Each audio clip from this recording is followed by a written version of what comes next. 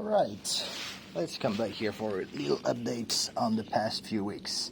So, I've been doing testing pretty much only on the Pancar platform and then a couple of changes on the long wheelbase F1.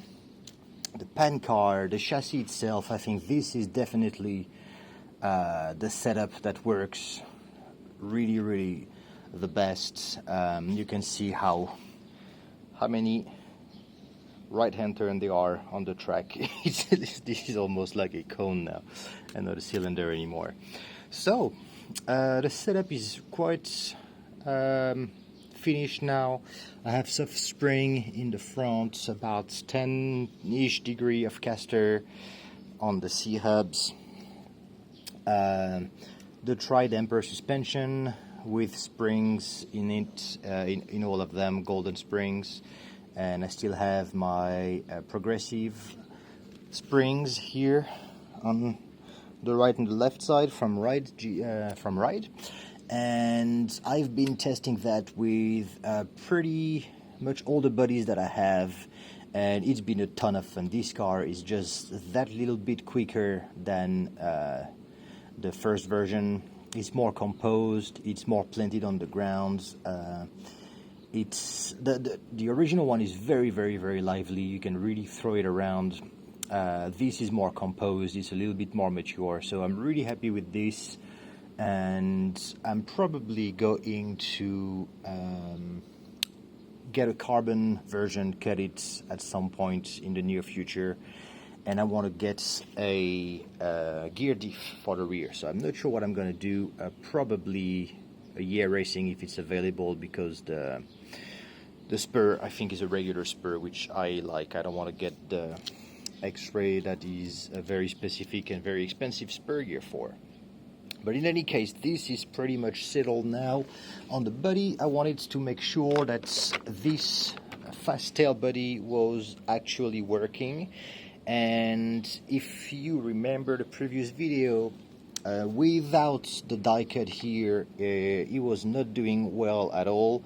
So cutting it like it was meant to be really improved the aero of the car, but there was really downforce and sides lateral force lacking on the car. So I first added the pretty aggressive wing at the rear, which made a huge difference to the way the car handled full speed in straight line, but it was still a little bit too light in the corners. And so since I had the lateral panels, I've lost one in the back there, they're just taped, it's just for testing. Since I have those, it's really nice and really planted. Of course, it being heavier than a super light body from BT or what have you for the 112, it is not going to be as fast as, but I wanted to keep the look of the Lola and then do something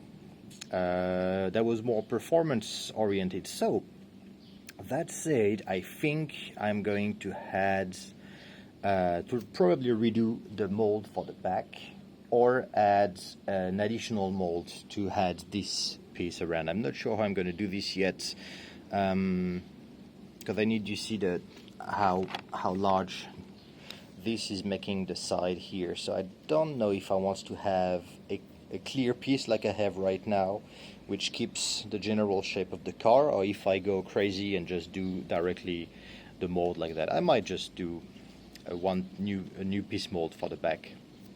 So, but the roll bar is going to remain over there. I was thinking about doing a very tall air intake over there, like in the old Lola Can-Am from Tamiya, the one I was playing with last time. So in any case, this is it for the 112. Coming back to the long wheelbase F1, super pleased with the changes that I did, and I didn't do a lot. It used to have dual damper tubes that were anchored over there. I have changed that to a single damper that is anchored and serves as a battery hold as well. This is just a temporary 3D printed piece that I have, but I have the original damper from the TRF 102. It is the original diff as well from the TRF 102, and it's working really well.